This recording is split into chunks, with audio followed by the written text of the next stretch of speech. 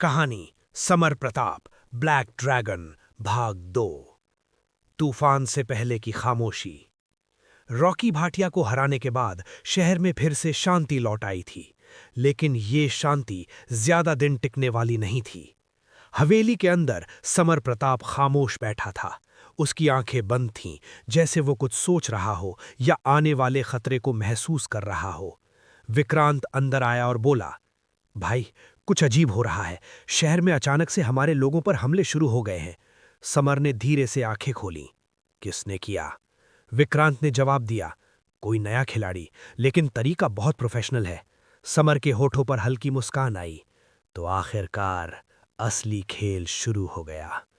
Victor Khan की entry. शहर के एक आलीशान होटल की छत पर एक आदमी खड़ा था। विक्टर खान, काले सूट में, हाथ में वाइन का ग्लास और चेहरे पर एक खतरनाक आत्मविश्वास।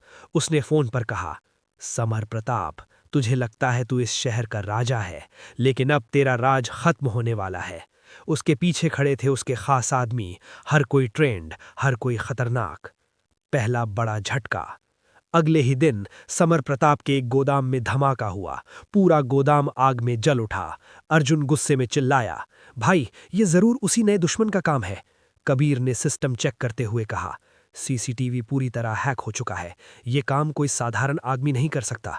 समर प्रताप खामोश था। फिर उसने धीरे से कहा, वो हमें कमजोर नहीं कर रहा, वो हमें गुस्से में ला रहा है ताकि हम गलती करें। अतीत का राज। उस रात समर अकेला बैठा था। उसके दिमाग में पुरानी यादें घूम रही थीं।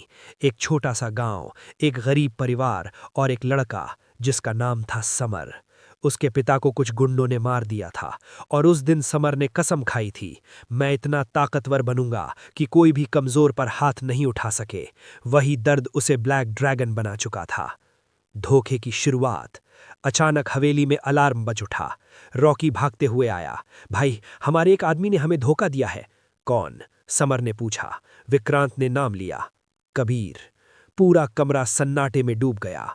कबीर, जो उनका सबसे भरोसेमंद आदमी था, वही अब दुश्मन के साथ था। कबीर का सच। कुछ ही देर में कबीर खुद सामने आ गया। उसने कहा, हाँ मैंने धोखा दिया है, लेकिन मजबूरी में।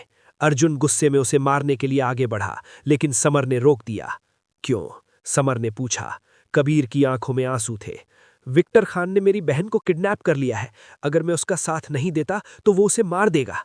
समर कुछ पल के लिए चुप रहा। फिर उसने कहा, तूने गलती नहीं की, तू मजबूर था। तभी अचानक विक्टर खान का वीडियो कॉल आया। वो हंसते हुए बोला, समर प्रताप, कैसा लगा मेरा पहला वार? समर ने ठंडी आवाज में कहा, तूने गलत खेल शुरू किया है। विक्टर हंसा, ये तो बस शुरुआत है। अब देख, मैं तेरे हर आदमी को तेरे खिलाफ कर दूंगा। खतरनाक मिशन। समर ने अपने गैंग से कहा, अब हम सीधा हमला नहीं करेंगे, हम उसका खेल उसी के तरीके से खेलेंगे।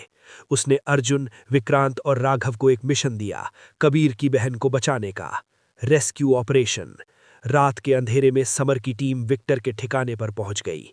सुरक्षा बहुत कड़ी थी, लेकिन समर के लोग भी कम नहीं थे। राघव ने दूर से गार्ड्स को हटाया। अर्जुन ने अंदर घुसकर रास्ता साफ किया। विक्रांत ने सिस्टम हैक कर दिया।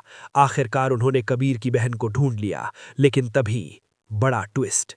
अचानक पूरे कमरे में लाइट जल उठी और सामने खड़ा था विक्टर खान। वो ताली बजाते हुए बोला, वाह समर, मुझे पता था तू आएगा। समर आगे बढ़ा, अब तेरा खेल खत्म है। विक्टर हंसा, खेल अभी शुरू हुआ है। उसने एक बटन दबाया और पूरे बिल्डिंग में बम एक्टिव हो गए। भाग 2 समाप्त। अब समर प्रताप और उसके लोगों के पास बहुत कम समय था। या तो वो बच निकलेंगे या सब कुछ खत्म हो जाएगा। भाग 3 में होगा धमाकों के बीच जानलेवा बचाव, समर वर्सेस विक्टर का आमना सामना। मुझे भी राजा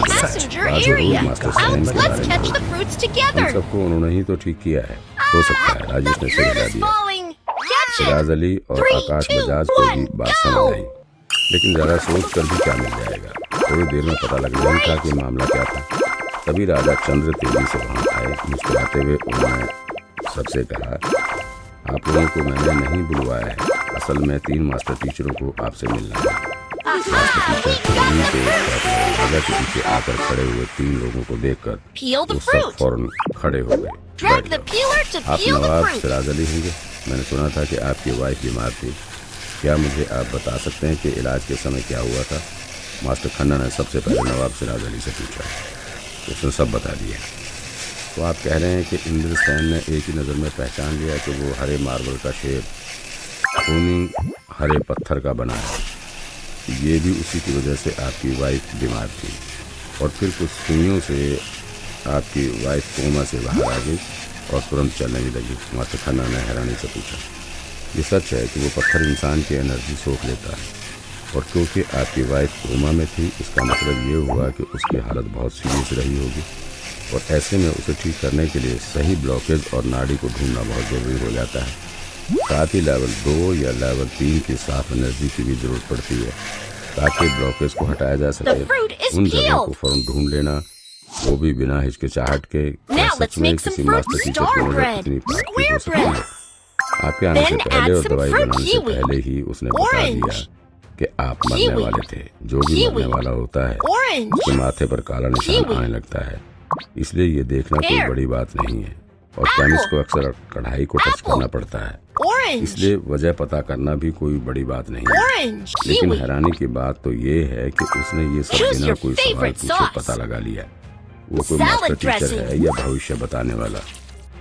मतलब बिना कोई सवाल किए उसने ये बता दिया कि आपके दिमाग के अशांत होने की वजह ड्रैगन स्केल प्रॉन है। ये कैसा मजाक है? सबके एक्सपीरियंस सुनने के बाद तीनों मास्टर टीचर बता गए। कहीं वो कोई भगवान या संत तो नहीं था?